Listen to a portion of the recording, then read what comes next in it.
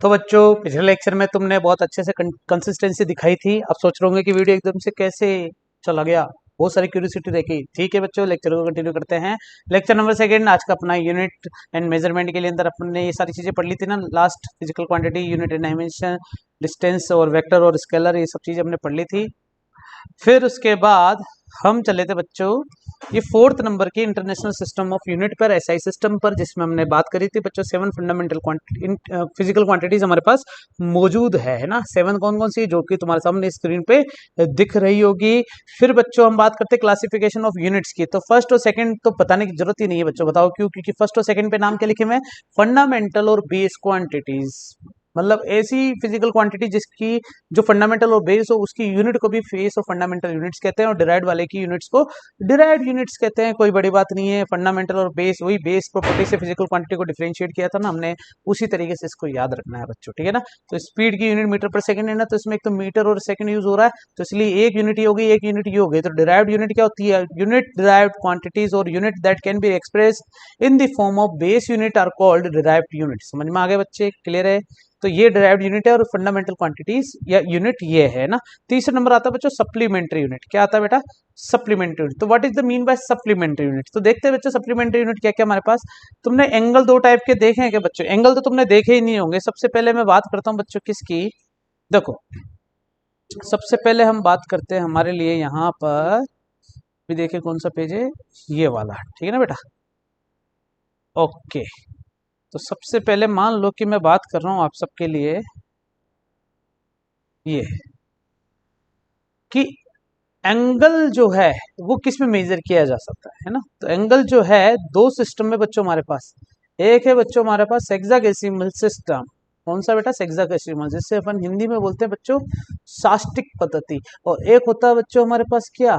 Circular system. तो hexadecimal और circular system में डिफरेंस क्या है? तो हेक्साडेसिमल वो सिस्टम है जिसमें डिग्री यूज हो रहा है, जैसे 30 डिग्री, 45 डिग्री, 60 डिग्री। तो यार ये बच्चों यूनिट्स है, सॉरी ये बच्चों क्या है, एंगल को मेजर करने की यूनिट है, जिसमें डिग्री में मेजरमेंट किया जाता था और डिग्री से ही तुम जानते हो। लेकिन नया आता है बच्चों सर्कुलर सिस्टम। सर्कुलर सिस्टम का मतलब क्या होता है? किसी भी सर्कल को बनाने के लिए क्या क्या चाहिए तुम्हें बताओ बच्चों। एक तो चाहिए तुम्हें उसका सेंटर, क्या चाहिए बच्चों? सेंटर। और सेंटर के साथ साथ क्या चाहिए बच्चों अपन को? उसकी रेडियस। क्या चाहिए बच्चों अपन को? सेंटर के साथ साथ मुझे चाहिए रेडियस। तो सोचो जरा, अगर मुझे एक पूरा चक्कर घूमना तो 360 डिग्री होगा ही नहीं होगा। तो तुम एक फॉर्मूला याद रखोगे बच्चों, arc is equal to angle into radius, चाप बराबर कोण इनटू त्रिज्या। तो आर्क कितना होता है बच्चों? पूरा ये आर्क है क्या? तो पूरा आर्क मतलब 2 पाई आर, सर्कमफ्रेंस का फॉर्मूला तुम्हें पता है। एंगल बन रहा है बच्चों 360, रेडियस है बच्चों आर, आर से आर कैंसिल, तो 2 pi is equal to 360 degree. तो पाई इज इक्वल टू हो गया 180 डिग्री। तो इसका मतलब पता चला कि 180 डिग्री में पाई होते हैं। पाई क्या होते हैं? इसको बोलते हैं बच्चों रेडियन। क्या बोलते हैं बच्चों? रेडियन। तो एक नया सिस्टम हमारे पास आ गया बच्चों, रेडियन। तो सप्लीमेंट्री यूनिट के अंदर हम चल रहे हैं। तो पहला आ रहा है रेडियन, एक हो रहा है स्टेरेडियन। तो पहले तो मैंने समझाना था बच्चों रेडियन क्या होता है। तो डिग्री और रेडियन का रिलेशनशिप आपको समझ में आया होगा। जो मैथमेटिक्स वाले बच्चे हैं ना वो और अच्छे से समझेंगे। बेसिक मैथमेटिक्स हम लेक्चर कंप्लीट करेंगे ना तब इसके बारे में और अच्छे से बताऊंगा बच्चों में। अभी तो फिलहाल क्या मान के चलते हैं कि 180 डिग्री बराबर पाई रेडियन होते हैं, ये हमें अच्छे से पता है, ठीक है। तो रेडियन आप सबके सामने स्क्रीन पे दिख रहा है, ये रेडियन है। एक्चुअली में ये एंगल कैसा है बच्चों? ये बन रहा है बच्चों प्लेन पर। किसके बन रहा है बच्चों? प्लेन पर। तो तुम्हें पता होना चाहिए प्लेन और ये सब चीजें होती क्या है। देखो जरा, तुम्हें पता है बच्चों, अगर मैं केवल एक लाइन ड्रॉ करता हूं इस तरीके से, ठीक है ना, केवल एक लाइन, तो ये तो एक लाइन होगी, लाइन बिल्कुल हो सकती है। इसी प्रकार से अगर मैं इसको इस तरीके से ड्रॉ करता हूं तो ये बन गया बच्चों प्लेन। इसी प्रकार अगर मैं इसको इस तरीके से ड्रॉ करूं तो ये क्या बन गया बच्चों हमारे लिए? 3D, है ना। ये तो है बच्चों केवल लाइन, इसे बोलते हैं वन डायमेंशन। ये है बच्चों एक्स एक्सिस और वाई एक्सिस, इसे अपन बोलते हैं बच्चों 2 डायमेंशन। ये होता है बच्चों एक्स एक्सिस, वाई एक्सिस और जेड एक्सिस। ये होता है बच्चों क्या? 3 डायमेंशन। तो जब मैं 2 डायमेंशन की बात करता हूं तो इसे अपन बोलते हैं बच्चों प्लेन, इसे अपन बोलते हैं बच्चों लाइन, और इसे अपन क्या बोलते हैं बेटा? स्पेस। स्पेस बोलते हैं, या फिर इसको तुम क्या बोलोगे बच्चों? सॉलिड। सॉलिड पता है क्यों बोलेंगे? क्योंकि देखो जरा, अगर मुझे एक कोन बनाना है इस टाइप से, ठीक है ना बेटा, क्या बनाना है? मुझे एक कोन बनाना है, और कोन को अगर मैं यहाँ शिफ्ट कर देता हूँ, तो थोड़ा सा दिमाग लगा लो बच्चों, अगर कोन को मैं यहाँ शिफ्ट कर देता हूँ तो कुछ इस टाइप से बनेगा कि नहीं बनेगा डायग्राम? 100% बच्चों बनेगा ही बनेगा। दिख रहा नहीं दिख रहा बच्चों? पक्का ना? क्लियर है? ठीक है ना। तो ये इस तरीके से जो एंगल बनेगा ना इसके अंदर, इसे अपन बोलते हैं बच्चों सॉलिड एंगल। क्या बोलते हैं बेटा? Solid angle. जबकि इसकी वजह से जो एंगल बनेगा, जैसे मान लो मैं यहाँ पर क्या ड्रॉ करता हूँ बच्चों, एक ट्राइंगल ड्रॉ करता हूँ, ठीक है ना। ये ट्राइंगल मैंने ड्रॉ कर दिया यहाँ पर। तो यहाँ पर जो एंगल बन रहा है, जैसे वर्टेक्स एंगल बन रहा है ये वाला, तो ये कौन सा एंगल है बच्चों? Plane angle. तो प्लेन एंगल को किस में मेजर करते हैं बच्चों? रेडियन में। और सॉलिड एंगल को किस में मेजर करते हैं बच्चों? स्टे रेडियन में। समझ में आया बच्चे? याद रहेगा। इसको थीटा बोल दो, फाई बोल दो, जो तुम्हारी इच्छा है। इसको क्या बोलेंगे बच्चों? ओम बोलेंगे। चलेगा बच्चे? तो ये है बच्चों हमारे पास सॉलिड एंगल, और ये है बच्चों हमारे पास प्लेन एंगल, रेडियन और स्टे रेडियन। रेडियन हमारे लिए नया था बच्चों, मैंने छोटे से ट्रिक से समझाया है कि अभी तक अपन क्या करते थे बच्चों, डिग्री के अंदर पढ़ते थे। अब डिग्री से नहीं पढ़ेंगे अपन, रेडियन से भी डिस्कस करते हैं इन सब चीजों के बारे में। थोड़ा सा और गौर फरमा बच्चों, इन सबको मिटा देता हूं मैं। ठीक है, अब मुझे पता चल गया कि हमने रेडियन रेडियन तो पढ़ा है। अभी अभी खुलासा करा था कि 180 डिग्री में कितने रेडियन होते हैं बेटा? पाई रेडियन होते हैं। इसको एक और तरीके से लिखते हैं बच्चों, 180 डिग्री और पाई के ऊपर छोटा सा सी लगा दिया जाता है, रेडियन का सिंबल होता है ना। अभी तो एनसीईआरटी में यूज नहीं किया जा रहा, लेकिन बच्चों फिर भी मैं आपको बता दूं कि सी पावर के रूप में लगा दिया जाता है। अगर जैसे मान के चलो कि मुझे बताना है 45 डिग्री में कितने रेडियन होते हैं, तो कुछ नहीं बच्चों, मुझे पता है कि 1 डिग्री में कितने रेडियन होते हैं? Pi by 180। ये कैसे पता चला? ये यहाँ से पता चला, पाई का डिवाइड कर दिया। तो 45 डिग्री में कितना हो जाएगा? 45 डिग्री का मतलब हो गया पाई बाई 180 को किससे मल्टीप्लाई कर देंगे? 45 डिग्री से। 45 को इससे डिवाइड कर देना बच्चों, पाई बाई 4 रेडियन आंसर आएगा। तो इस तरीके से मुझे 45 degree, 30 degree, 0 degree, 60 degree, 90 degree, इन सब को रेडियन में चेंज करना आना चाहिए। मैं वैल्यू लिख देता हूँ, तुम प्रूफ करके देखना बच्चों, आंसर सेम आने वाला है। पाई बाई 3, पाई बाई 4, ये करके देखना बच्चों, तुम होमवर्क हो गया तुम्हारे लिए कि क्या तुम इतने डिग्री को रेडियन में चेंज कर सकते हो क्या। ठीक है ना बच्चों, आगे चलें अपन। तो ये मैंने सप्लीमेंट्री यूनिट बता दी। फिर बात करते हैं बच्चों प्रैक्टिकल यूनिट। ऐसी यूनिट जो प्रैक्टिकली यूज करते हैं, जैसे विदेशों की बात करें ना, तो वहां पर डिस्टेंस को माइल में नापते हैं कि 2 माइल, 3 माइल। जैसे हम बात कर रहे हैं जयपुर यहाँ से 200 किलोमीटर दूर है ना, तो वहां पर हम बात करेंगे कि कितने माइल्स दूर है। माइल्स में बात करते हैं, तो प्रैक्टिकली कहाँ पर यूज किया जा रहा है वो माइल्स होता है। एक चीज और बच्चों, इम्प्रॉपर यूनिट की बात करते हैं ना। इम्प्रॉपर यूनिट का मतलब जैसे मान लो कि तुम कहाँ गए बच्चों, मैं यहाँ पर क्या बना रहा हूँ, मैं यहाँ पर बना रहा हूँ एक तराजू, बड़ा सिंपल सा। क्या बना रहा हूँ बच्चों? एक छोटा सा सिंपल सा तराजू बना रहा हूँ ना, जो कि यहाँ पर ड्रॉ कर देता हूँ इसको। हो जाएगा क्या ये? हो तो जाना चाहिए, बिल्कुल सही है, हो तो जाना चाहिए। ठीक है ठीक है,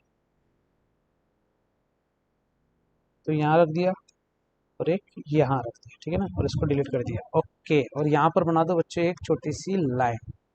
तो पता है जब मार्केट में तुम कुछ भी सब्जी वब्जी या कुछ लेने जाते हो, तो वो तराजू में तो उल्टा है, बिल्कुल सही है। तो यहाँ पर रखता है बच्चों वेट, और यहाँ पर रखता है तुम्हारा सामान। कुछ भी हो सकता है ये सामान बच्चों, है ना। ठीक है, नहीं है, ये सामान कुछ भी हो सकता है। और यहाँ पर क्या आ जाता है बच्चे? वेट आ जाता है। क्या आ जाता है यहाँ पर? वेट। ठीक है भैया, बिल्कुल सही है। तो एक्चुअली में तुम मेजर क्या कर रहे हो, ये अगर नीचे जा रहा है इस तरीके से, है ना, ये टेढ़ा हो जाएगा थोड़ा सा, तो नीचे जा रहा है इसका मास, और जी एम जी, और मास इंटू एक्सेलरेशन होता है बेटा फोर्स। यहाँ पर जी क्यों लगा? क्योंकि ग्रेविटेशनल एक्सेलरेशन है। तो मेजर किस में किया जाना चाहिए बच्चों? यूनिट न्यूटन के अंदर। जबकि न्यूटन में नहीं लेते तुम, फिर भी इसको किस में नापते हो बच्चों? किलोग्राम में। कि 2 किलो हो गया तुम्हारे आलू, 3 किलो हो गए, लेकिन होना क्या चाहिए था बच्चों? न्यूटन। इम्प्रॉपर यूनिट तरीका का मतलब ये हो गया कि तुम मार्केट में अगर कुछ चीज तो रज्जू से तोलते हो, तो वो न्यूटन में मेजर हो रही है, लेकिन फिर भी यूज हो रही है किलोग्राम के अंदर। तो वो इम्प्रॉपर यूनिट कहलाती है, जिसे अपन बोलते हैं किलोग्राम वेट। क्या बोलते हैं बेटा? Kilogram weight. ठीक है ना। तो किलोग्राम वेट इसका एक सीधा साधा एग्जाम्पल है बच्चों। और यही बच्चों यहाँ पर लिख रखा मैंने, here KG is the unit of mass but use in the measure of weight. मतलब फोर्स को मेजर करने के लिए केजी यूज में ली जा रही है। ठीक है ना बच्चों, यही समझ में आया तुम्हें कि अगर ये नीचे जा रहा है तो ये किसकी वजह से जा रहा है? एम जी की वजह से नीचे जा रहा है। एम जी मतलब mass into acceleration, mass into gravitational acceleration, जो कि फोर्स को बताता है। तो ये फोर्स एक्चुअली में, लेकिन फिर भी इसको मास लिया जा रहा है, तो ये कौन सी यूनिट होगी बच्चों हमारे पास? इम्प्रॉपर यूनिट हो गई है। तो ये टाइप्स ऑफ अपने यूनिट कंप्लीट करी। यहाँ पर कौन कौन सी यूनिट है बच्चों देख लो एक बार अच्छे से स्क्रीन पे। एक तो फंडामेंटल ड्राइव्ड होगी, एक सप्लीमेंट्री यूनिट जिसके बारे में हमने काफी अच्छे से चर्चा कर ली है, रेडियन स्टे रेडियन की बात कर ली है, और प्रैक्टिकल यूनिट और इम्प्रॉपर यूनिट। ये 5 टाइप के हमारे पास यूनिट है मौजूद, है ना। अब ऐसा ही यूनिट को लिखने के तरीके बच्चों, यूनिट आप लिखते हो अपने तरीके, जहां इच्छा होगी। तुमने कभी स्मॉल लेटर, कभी कैपिटल लेटर, कभी केजी स्मॉल, कभी एक बड़ा, एक ये कुछ भी लिख दे, तो कुछ भी। मैं तुम्हें प्रॉपर गाइडेंस दूंगा बच्चों की किस तरीके से यूनिट लिखते हैं। तो रूल नंबर फर्स्ट तुम्हारे स्क्रीन पे दिख रहा होगा, क्या लिखा है बच्चों? Full name of the unit always start with small letter. Even if the name after a person. जैसे मान लो मेरा नाम है जे की सर, तो मैं अगर कोई नई थ्योरी दे रहा हूँ तो मेरे नाम से अगर कोई फिजिकल क्वांटिटीज का इजाद हो गया है, बन गई है, तो मैं उसके पीछे यूनिट लगा दूंगा जे की, 3 जे की। जे की का मतलब ये नहीं है कि तुम बच्चों ऐसे कैपिटल में लिखोगे जे की, तुम्हें लिखना तो किस में पड़ेगा बच्चों इसको, स्मॉल लेटर में। इसका मतलब न्यूटन ये सब किस में है बच्चों, ये राइट है और ये क्या है बच्चों हमारे पास रॉन्ग हो गया। समझ में आ गया, सारे के सारे स्मॉल लेटर में, चाहे वो साइंटिस्ट का नाम ही क्यों ना हो या किसी और का भी नाम क्यों ना हो, ठीक है ना बच्चे। नेक्स्ट सिंबल, अगर इसको सिंबल में यूज कर रहे हैं तो बच्चों न्यूटन, एम्पियर और गुलाम की ऊपर बात करें तो न्यूटन फॉर ये, केल्विन फॉर, के फॉर केल्विन और सी फॉर कुलाम्स, ये दिख रहा है बच्चों। ये कैपिटल लेटर्स में यूज किया जा सकता है, लेकिन पूरा वर्ड लिख रहे तो वो स्मॉल लेटर में लिखना है, लेकिन एक सिंगल लेटर यूज कर रहे हैं तो वो कैपिटल लेटर्स में होगा। बोलो हाँ, समझ में आया। तो ये हमारे पास आ गया बच्चों सेकंड पॉइंट। क्लियर है या नहीं है, पक्का ना बच्चों, बिल्कुल सही है। कब स्मॉल लेना है कब कैपिटल लेना है मैंने तुम्हें समझा दिया बच्चों, ठीक है। फिर आता है बच्चों कि सिंबल फॉर और units are written in the small letter. अब बोला भी मैंने कि कैपिटल लेटर में यूज करना है, लेकिन बच्चों अगर कोई साइंटिस्ट का नाम है तो कैपिटल लेटर में यूज करना है, नहीं तो किस में यूज करना है बच्चों, अपन को स्मॉल लेटर में ही यूज करना है। मीटर को मीटर ही लिखेंगे, कैपिटल एम नहीं लिख देना, मीटर को स्मॉल एम से ही रिप्रेजेंट करेंगे अपन बच्चों, ठीक है ना। इसी प्रकार कैंडल आय जो है वो सी डी से रिप्रेजेंट करते हैं, किससे रिप्रेजेंट करते हैं बच्चों, सी डी से। इसको कैपिटल सी और डी नहीं लिख देंगे। मैं फिर बता देता हूँ बच्चों, केवल साइंटिस्ट और इनकी बात हो रही है तो वो कैपिटल लेटर में यूज होगा, कुलाम, केल्विन, ये साइंटिस्ट के नाम है, एम्पियर, न्यूटन, ये कैपिटल लेटर में यूज होते हैं। लेकिन अगर कोई बिना साइंटिस्ट के नाम की यूनिट यूज हो रही है केवल सिंगल लेटर में, पूरा नाम ले लिया तो बच्चों स्मॉल लेटर्स में यूज करना है, लोअर केस में, लेकिन अपर केस में यूज कब करते हैं, केवल साइंटिस्ट पे। अपने बिना साइंटिस्ट के नाम वालों को तो केवल स्मॉल लेटर में है, सिंबल भी स्मॉल लेटर में होगा, नाम भी स्मॉल लेटर में ही होगा। नेक्स्ट बच्चों हमारे पास रूल नंबर 4 क्या लिखा हुआ है कि one space is left between the last digit of the numerical and the symbol of unit. Unit के सिंबल और डिजिट के बीच में स्पेस देना वो जरूरी है। स्पेस नहीं दे रहा हो, सिर्फ ऐसे लिख दो, जैसे तुम कभी कभी जल्दी में 10 किलो आंसर आया, लेकिन अगर मैं इसको ऐसे लिखता हूँ तो ये बच्चों हमारे पास राइट थिंग है, एक स्पेस देना बहुत जरूरी है। स्पेस नहीं देते हो तो गलत हो जाएगा बच्चों, लेकिन गलत कोई करता नहीं है, लेकिन फिर भी आदत अभी से डाल लो ताकि बन जाए आगे से, ठीक है ना। रूल नंबर 5 क्या लिखा हुआ है बच्चों, जैसे मान लो कि the unit do not have plural form, मतलब अगर मैं लिखूँ ना किलोग्राम्स तो गलत हो जाएगा बच्चों, मीटर्स तो गलत हो जाएगा बच्चों ना। प्लूरल फॉर्म नहीं होनी चाहिए, पीछे एस नहीं लगाएंगे, बोलो हाँ, समझ में आ गया। ये डायरेक्ट ऐसे चलेगा। स्पेस का यूज करना बहुत जरूरी है। अभी देख लो बच्चों, यहाँ पर कहीं पर भी अपन ने कोई क्वांटिटी ली नहीं है, लेकिन यहाँ पर लिए तो सब जगह स्पेस है, स्पेस है, स्पेस है, तो स्पेस लेना बहुत जरूरी है। दूसरा देखेंगे, full stop should not be use after the unit, unit के बाद में फुल स्टॉप नहीं लगाएंगे, ये गलत हो जाएगा और ये सही है। अगर कोई सेंटेंस खत्म हो रहा है और वो सेंटेंस फुल स्टॉप उस सेंटेंस के खत्म होने के बाद लगा तो बात अलग है ना, कि अपन को दे रखा है we have given that the length of the wire is 7 metre, तो बच्चों लेंथ पूरी स्टेटमेंट के बाद तो डॉट लगा दो है ना, लेकिन केवल 7 मीटर के आगे डॉट लगा दोगे तो गलत हो जाएगा। फिर आता है no space use between the symbol of unit, symbol of unit के बीच में स्पेस नहीं होगा। देखो बच्चों 4 जूल पर, जूल इंटू सेकेंड होता है ना बच्चों, हमें पता है, तो जूल इंटू सेकेंड के लिए जैसे जूल होता है, एक होता है न्यूटन, एक होता है मीटर, ये वर्क डन की यूनिट है बच्चों। तो न्यूटन मीटर पास पास लिख दो, या न्यूटन मीटर इस तरीके से लिख दो, या न्यूटन इंटू मीटर इस तरीके से लिख दो, लेकिन ऐसे स्पेस यूज नहीं करोगे न्यूटन मीटर वाला करके, ठीक है ना। न्यूटन कैपिटल आएगा, मीटर स्मॉल आएगा, ये हमें पता है, और इसके आगे कुछ डाटा लिख रहे हैं तो स्पेस देने के बाद 23 न्यूटन मीटर इस तरीके से है ना। तो ये भी तुम्हें समझ में आ गया बच्चों, एक बार गौर फरमा लेना, देख लेना, स्क्रीन रोक के समझ में आ जाएगा। फिर आता बच्चों साइंटिफिक प्रीफिक्स, है ना, अपन किसकी बात कर रहे हैं बच्चों, ऐसा यूनिट के प्रीफिक्स क्या क्या है, ठीक है बच्चों। तो बच्चों साइंटिफिक प्रीफिक्स के बारे में देखते हैं, क्या है साइंटिफिक प्रीफिक्स, है ना। एक्चुअली में क्या है, इसको समझने के लिए हम एक न्यू पेज लेते हैं हमारे पास। ठीक है ठीक है ठीक है,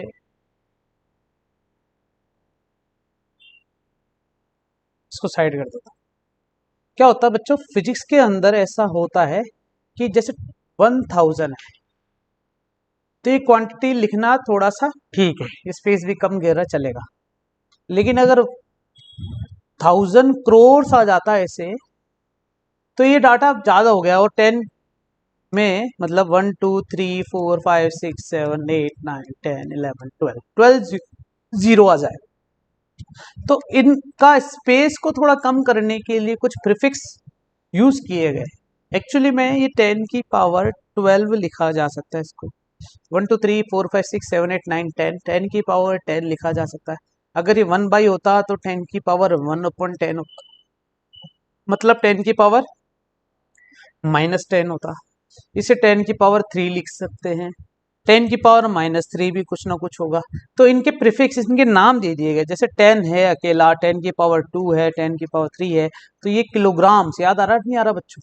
अगर कोई 1 ग्राम है तो अपन ऐसा बोल सकते हैं कि 1 किलोग्राम में होते हैं बच्चों 1000 ग्राम्स।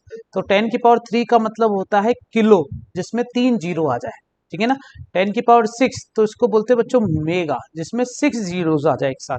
तो इसको गौर फरमाने के लिए मैं वापस हमारी स्क्रीन पर जाता हूं बच्चों, ताकि ये हमें थोड़ा सा अच्छे से लगे, ठीक है ना बेटा। ये देखो स्क्रीन आ गई हमारी वापस यहाँ पर बड़े ही अच्छे से, और कलर चेंज करते हैं रेड कलर, ठीक है ना बेटा। तो सबसे पहले 10⁻पॉजिटिव देखो, 10⁻1 है तो उसको अपन लिखते हैं बच्चों डेका, ठीक है ना बच्चों। 10⁻2 है तो उसको अपन बोलते हैं हेक्टो। तो ये तुमने सुना नहीं होगा लेकिन अपन को पता रहना चाहिए। 10⁻3 किलो तुमने सुना है, मेगा, गीगा, टेरा, पेटा, ईटा, एक्सा, है ना, जीटा और योटा।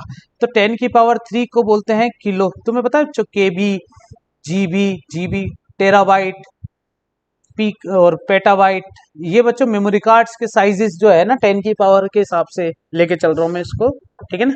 लेकिन वहां पर बच्चों क्या होता है कि 1 और 0 पर चलते हैं, बिट्स पे चलते हैं ना, बाइनरी ऑपरेशन पे चलते हैं। तो वो 2 की पावर 0, 2 की पावर 1, 2 की पावर 3, 2 की पावर 4 इसी पर काम करते हैं बच्चों, ठीक है ना।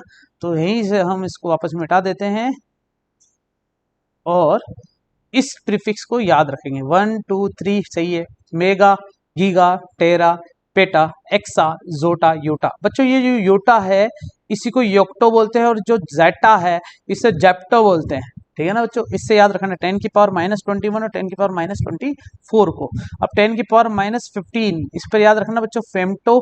और अगर 10⁻15 मीटर अगर मैं यूज हो रहा हूं तो इसे अपन बोलते हैं 1 FM, मतलब 1 फर्मी मीटर। क्या होता है बच्चों 1 फर्मी मीटर, ठीक है ना बेटा। इस तरीके से इसको याद रखेंगे। 10⁻1 आ रहा तो वो डेका होता है, जबकि +1 होता है, सॉरी डेसी होता है, और +1 होता है तो डेका होता है। मतलब अगर मैंने लिखा 10 मीटर तो इसे 1 डेका मीटर भी बोलते हैं बेटा, ठीक है ना। और अगर 1/10 मीटर आ रहा है तो इसे अपन बोलते हैं 1 डेसीमीटर। क्या बोलते हैं बेटा 1 डेसीमीटर। और 10⁻2 आ रहा है तो सेंटीमीटर हो गया, ठीक है ना। 1 मीटर में 10 की पावर मतलब 100 सेंटीमीटर होते हैं, तो 1 सेंटीमीटर में होता है 10⁻2 मीटर। इस तरीके से याद रखोगे बच्चों। 10⁻3 मतलब मिली, 6 मतलब माइक्रो, 9 मतलब नैनो, 12 मतलब पीको। इस तरीके से हमारे पास क्या है बच्चों प्रीफिक्स है, जो हमें याद रखने चाहिए प्लस पावर के लिए भी और माइनस पावर के लिए भी, जो कि बहुत इंपॉर्टेंट है, काम आएंगे बच्चों आगे। इनके सिंबल भी लिखना बच्चों।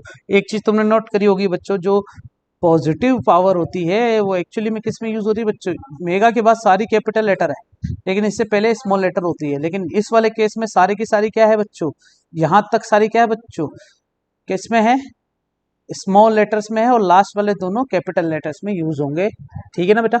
सॉरी लास्ट वाले भी स्मॉल लेटर्स में ही लेने हैं बच्चों, अपन को कैपिटल्स में नहीं लेंगे, ठीक है ना। आ गया बच्चों बात समझ में। ये है हमारे पास सिंबल्स को यूज करने का तरीका, कैसे प्रीफिक्स लेना है, किसकी पावर पॉजिटिव है, किसकी पावर नेगेटिव है, ठीक है बच्चों। आगे चल सकते हैं। फिर आता है यूनिट्स फॉर फिजिकल क्वांटिटी। जैसे लेंथ की बात करते हैं तो सीजीएस में होता है सेंटीमीटर, मास एमकेएस में मीटर, फुट पाउंड सेकंड में फुट होता है, ठीक है। तो लेंथ मास टाइम हमें अच्छे से पता ही है। बात करते हैं बच्चों डिराइव्ड यूनिट की। तो फोर्स जो होता है ना सीजीएस में डाइन होता है, न्यूटन होता है एमकेएस में, मतलब एसआई सिस्टम में, और पॉन्डल होता है बच्चों एफपीएस सिस्टम में। इसी प्रकार वर्क और एनर्जी इन दोनों की अगर मैं बात करता हूं तो अर्ग, जूल एंड फुट पॉन्डल, ठीक है ना बेटा। फुट पॉन्डल एफपीएस में होता है, वर्क एनर्जी को मेजर करने के लिए। पावर होता है बच्चों वाट, एमकेएस में या एसआई सिस्टम में ये वाट यूज होता है। जैसे पावर होता है ना बच्चों, हमारे पास आती है इतने वाट, इतने किलोवाट की पावर हमने यूज कर ली, इतने मेगावाट की पावर अपन ने यूज कर ली है। इसे बोलते हैं अर्ग पर सेकंड। सीजीएस में इसका कोई सिंगल नाम नहीं है बच्चों, और फुट पॉन्डल पर सेकंड ये इसका नाम है। ये बच्चों अलग अलग सिस्टम के अंदर बाकी डिराइव्ड और फंडामेंटल यूनिट्स की कुछ बातें करिए, जिसको रिप्रेजेंट करने का अलग अलग तरीका है। अब जैसे मैं यहाँ पर सिंपल सी बात बताता हूँ बच्चों, 1 न्यूटन का मतलब होता है 10⁵ डाइन, ठीक है ना। और 1 जूल का मतलब होता है 10⁻7 अर्ग, ये बच्चों एमकेएस को सीजीएस में रिप्रेजेंट करने का तरीका है। जैसे मान लो 1 मीटर एमकेएस है तो इसमें 100 सेंटीमीटर होते हैं, नहीं होते हैं, बिल्कुल होते हैं। इसी प्रकार 1 जूल में कितने अर्ग होंगे, 1 न्यूटन में कितने डायन होंगे। एमकेएस को सीजीएस में चेंज करना है तो क्वांटिटी बढ़ती है, क्वांटिटी नहीं बढ़ती है, बस डाटा बढ़ जाता है, न्यूमेरिकल वैल्यू बढ़ जाती है, दिखती है बड़ी बड़ी, लेकिन बच्चों क्वांटिटी नहीं बढ़ती। क्वांटिटी तो कांस्टेंट होती है। 2 किलो आटा लो या 2000 ग्राम आटा लो, दोनों की क्वांटिटी सेम मिलेगी, बस 2000 और 2 दिखने में थोड़े छोटे बड़े लग रहे हैं, ठीक है ना बच्चों। आगे चल सकते हैं अपन। फिर आता है बच्चों कन्वर्जन। हम किसकी बात कर रहे हैं बेटा, कन्वर्जन फैक्टर। इसी के साथ हम किसकी बात करने जा रहे हैं बच्चों, कन्वर्जन फैक्टर। कन्वर्जन फैक्टर मतलब जैसे मान लो कि 1 मीटर में कितने सेंटीमीटर, 100 सेंटीमीटर, और कितने मिलीमीटर होते हैं, 1000 मिलीमीटर, और 1 किलोग्राम में कितने मीटर होते हैं, तो 1000 मीटर होते हैं। तो ये कन्वर्जन फैक्टर होते हैं एक्चुअली में। तो हमें ऐसे काफी सारे कन्वर्जन फैक्टर्स पता होने चाहिए। तो एक एक करके अपन कंटिन्यू करें इसके बारे में। देखो जरा, सबसे पहले हमें मान लो कि मैंने अभी क्या बताया कि 1 kg आटा लाओ या 1000 ग्राम आटा लेके आओ, या फिर 2 kg आटा लेके आओ या 2000 ग्राम आटा लेके आओ, दोनों में क्वांटिटी में कोई चेंज नहीं आएगा। क्वांटिटी क्या रहने वाली है बच्चों, सेम रहने वाली है। क्वांटिटी क्या रहने वाली है बच्चों, सेम रहने वाली। क्वांटिटी में तो कोई चेंज नहीं आएगा। चेंज आएगा तो किस में आएगा, इनकी न्यूमेरिकल वैल्यूज में। ये कन्वर्जन फैक्टर्स कहलाते हैं बच्चों एक्चुअली में, है ना, इनकी न्यूमेरिकल वैल्यू में। तो मैं बात करता हूँ पहली यूनिट में N1U1 और दूसरी यूनिट को N2U2। तो इसका मतलब N1 का मतलब है numerical for first system, U1 का मतलब क्या है, यूनिट फॉर फर्स्ट सिस्टम, बिल्कुल सही है। इसी प्रकार जब मैं N2U2 की बात करता हूं तो इसको अपन क्या बोलेंगे, numerical value for second system, और U2 मतलब यूनिट फॉर सेकंड सिस्टम। इस तरीके से अपन इसको याद रखेंगे। जैसे मान लो हमारे पास 1 है तो 1 तो है N1, और kg जो है वो U1 है, और 1000 जो है ना बेटा, ये 1000 इससे अपन बोलेंगे N2, और ग्राम को बोलेंगे बेटा U2। क्लियर है बच्चे, समझ में आया 100%? बोलो हाँ, जल्दी से बोलो हाँ बच्चों, हाँ जल्दी से बोलो बच्चों, हाँ पक्का आ गया समझ में? सोच लेना बच्चों, आया नहीं आया समझ में, चलेगा? तो ये है हमारे पास न्यूमेरिकल वैल्यूज एंड यूनिट्स, जिसको हम चेंज करेंगे। यूनिट क्वांटिटी में कोई चेंज नहीं आता बच्चों, N1U1 N2U2। हम बात करते हैं क्वांटिटी में चेंज नहीं आ रहा, तो क्वांटिटी हमेशा क्या रहने वाली है बच्चों, कांस्टेंट रहने वाली है। इसलिए NU बराबर कांस्टेंट हो गया। तो NU अगर बराबर कांस्टेंट है तो N is inversely proportional of U हो जाएगा, क्योंकि कांस्टेंट का सिंबल आता है तो प्रोपोर्शनलिटी सिंबल आ जाता है बच्चों। शायद तुम्हें पता नहीं होगा बच्चों कि प्रोपोर्शनलिटी का सिंबल हटता है तो N बराबर CU आएगा। तो C हटाने के बाद ये भी तो आ सकता है ना उल्टा बच्चों। तो हमारे पास रिलेशनशिप पता चल गया, यूनिट जितनी ज्यादा बड़ी होगी न्यूमेरिकल वैल्यू उतनी कम होगी। यूनिट जितनी ज्यादा बड़ी, जैसे किलोग्राम है तो न्यूमेरिकल वैल्यू कम हो जाती है, और यूनिट जितनी छोटी होती है न्यूमेरिकल वैल्यू उतनी बढ़ जाती है। जैसे ग्राम है तो 1000 हो जाता है ना 1 किलोग्राम में। ये समझ में आया बच्चों इंटरचेंज? तो ये एक दूसरे के रेसिप्रोकल होते हैं, और इसी तरीके से हम क्वांटिटी को रिप्रेजेंट करते हैं। तो फिजिकल क्वांटिटी जो होती है numerical value N into unit के बराबर होती है। इसको तुम याद रखना, ये वाला फॉर्मूला, ठीक है ना बच्चों। अब बच्चों बात करते हैं कन्वर्जन फैक्टर। जैसे 1 मीटर में 100 सेंटीमीटर होता है, ये सीजीएस है। इतने फुट होते हैं तो मतलब ये एफपीएस सिस्टम है, और इतने इंचेस होते हैं ये तो कोई सिस्टम नहीं, लेकिन इंच अपन को पता रहना चाहिए।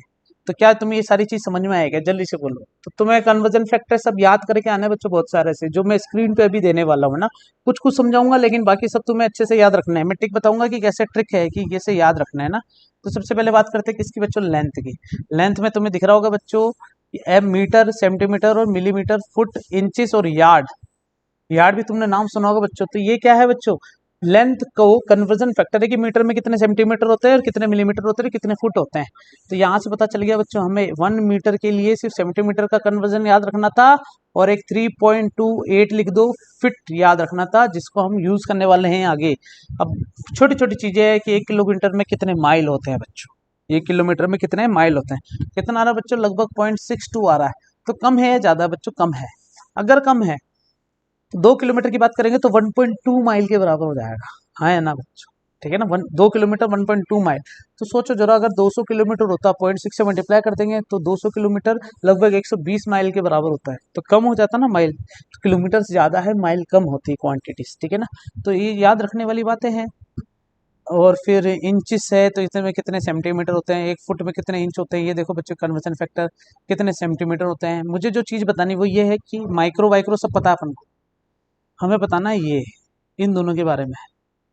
ये ई नहीं है बच्चों, ये एक्चुअली में है 1 ए के ऊपर डिग्री लगा रखा है, तो इसे कहते हैं 1 आर्मस्ट्रॉन्ग, है ना बच्चों, क्या कहते हैं 1 आर्मस्ट्रॉन्ग।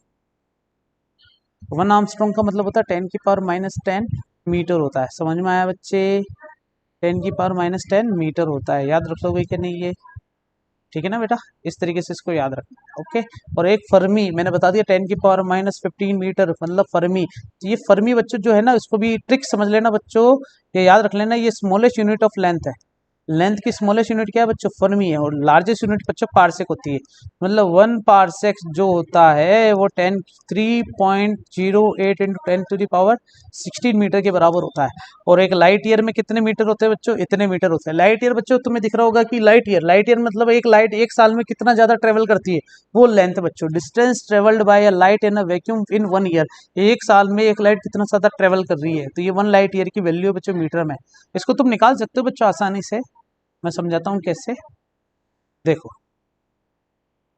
मैं स्पीड में चलता हूँ ना बच्चों, इसलिए क्लास में बोरियत नहीं आती है ना। और तुम्हें लगता है स्पीड कम करो तो 3-4 लेक्चर देखने के बाद बता देना कि स्पीड अपन कंट्रोल कर सकते हैं। तुम्हें बता बच्चों, स्पीड इज इक्वल टू होता है डिस्टेंस अपॉन टाइम, हाँ है ना। तो डिस्टेंस क्या हो गया बच्चों हमारे पास? डिस्टेंस हो गया बेटा स्पीड इंटू टाइम। तो बेटा स्पीड है 3 × 10⁸ ये तो अपन को पता है। और टाइम मतलब 1 ईयर, 1 ईयर मतलब हो गया 365 डेज, एक डेज में 24 आवर्स।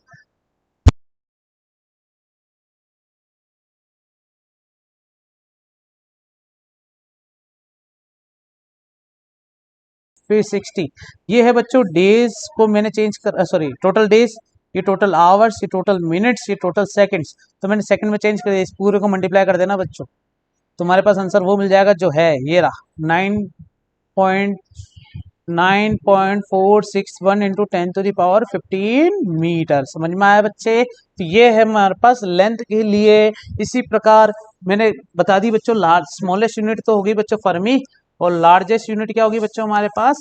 पार्सेक हो गई है। स्मॉलेस्ट यूनिट और लार्जेस्ट यूनिट, ठीक है भैया। फिर आए बच्चों मास, किसकी बात कर रहे हैं बच्चों? अपन मास की बात कर रहे हैं ना। तो मास के लिए तुम्हें क्या लगता है क्या होना चाहिए? मास के लिए बड़ा सिंपल है बच्चों, कहा नामा हमारे पास 1 किलोग्राम में कितने ग्राम होते हैं और कितने पाउंड होते हैं। पाउंड को रिप्रेजेंट करने का तरीका बच्चों एलबीएफ की लार्जेस्ट यूनिट में बता देता हूँ बच्चों, एक Chandrasekhar limit 1.4 times of mass of sun. समझ रहे हो बच्चों? सूर्य का जो द्रव्यमान है ना, सूर्य का जो मास है सूर्य देवता का, उसके 1.4 टाइम मल्टीप्लाइड होता है एक चंद्रशेखर लिमिट। इंडियन साइंटिस्ट है बच्चों, प्राउड होना चाहिए, इसलिए अपन को ये चीज याद हो जानी चाहिए। ठीक है ना बच्चों? 10 की पावर सबसे कम जो आ रहा है बच्चों वो कितना है? 1 AMU, एटॉमिक मास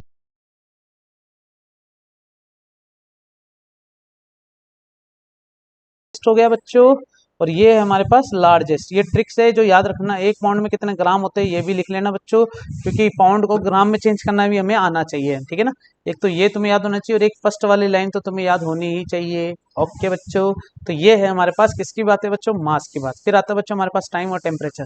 ये तुमने कहीं ना कहीं देखा होगा बच्चों टेम्परेचर के लिए। हाँ, इसके लिए तो तुम्हें पता ही है 1 आवर में कितने मिनट होते हैं, 60 मिनट, और कितने सेकंड होते हैं, इतने सेकंड होते हैं। तो 1 आवर्स को सेकंड में अगर चेंज करना है तो 3600 से मल्टीप्लाई कर देना, बात खत्म हो जाएगी। डिवाइड कर देना जब डिवाइड करने की जरूरत पड़े। एक दिन हो गया, एक ईयर हो गया, ये देखो बच्चों ये रहा एक्चुअल वैल्यू अपन ने अभी भी जो लिखी थी, है ना। पर्दा बाबा को उठाया था ना अपन ने, ये लिखी थी ना एक्चुअली। इसको कैलकुलेट करोगे तो हमारे पास आंसर मिलेगा यही का यही। इसको मल्टीप्लाई कर देना उससे, किससे? ये रहा 1 लाइट ईयर को ना डिस्टेंस से मल्टीप्लाई कर देना 3 × 10⁸ से। इसको 3 × 10⁸ से मल्टीप्लाई करोगे हमारा आंसर आ जाएगा। और एक शेक, ये स्मॉलेस्ट यूनिट है बच्चों टाइम की। ठीक है ना? लार्जेस्ट यूनिट तो बहुत सारी यूज सकती है बच्चों, बहुत सारी। अधिकतर तो अपन आवर्स यूज करते हैं, लेकिन प्रकाश वर्ष भी होता है। ठीक है ना? बहुत सारी चीजें। फिर आता है बच्चों केल्विन। केल्विन में कितने डिग्री सेंटीग्रेड होते हैं, कितने फारेनहाइट होते हैं, और कितने रेनकाइन होते हैं। रेनकाइन की बात मैंने बताई थी ना, डिग्री रेनकाइन। तो रेनकाइन भी बच्चों टेम्परेचर यूनिट है, लेकिन अभी तक तो अपने डिग्री सेंटीग्रेड, केल्विन और फारेनहाइट इनके बारे में पढ़ा है, जिनका कन्वर्जन फैक्टर हमारे सामने स्क्रीन पे लिखा हुआ है। इसको याद रख लेना बच्चों। ये ज्यादा काम नहीं आएगा, लेकिन ये काम आता है जब कोई पूछता है कि डिग्री को केल्विन में चेंज करो। जैसे मान लो ये दिया हुआ बच्चों कन्वर्जन कि केल्विन, एक केल्विन में कितने डिग्री सेंटीग्रेड, सॉरी, एक डिग्री सेंटीग्रेड में कितने केल्विन होते हैं, 273 में 1 जोड़ दो तो 274 केल्विन होता है बच्चों एक डिग्री सेंटीग्रेड। ठीक है बच्चों, तो ये हमारे पास कन्वर्जन फैक्टर है इसके लिए। फिर आगे चलते हैं थोड़ा बहुत और अपन स्पीड के लिए, एंगुलर स्पीड के लिए ये तुम्हारे सामने स्क्रीन पे मैंने दे दिया है बच्चों। और यहाँ तक कन्वर्जन फैक्टर हमारे पास आ गया है। इन सबके स्क्रीनशॉट लेके नोट्स उतार लेना बच्चों, नोट्स डाउनलोड भी कर सकते हो अपने कंटेंट लाइब्रेरी में से, उसमें से कॉपी कर सकते हो, नोट्स अपने बना सकते हो बच्चों ना। ठीक है ना बच्चों।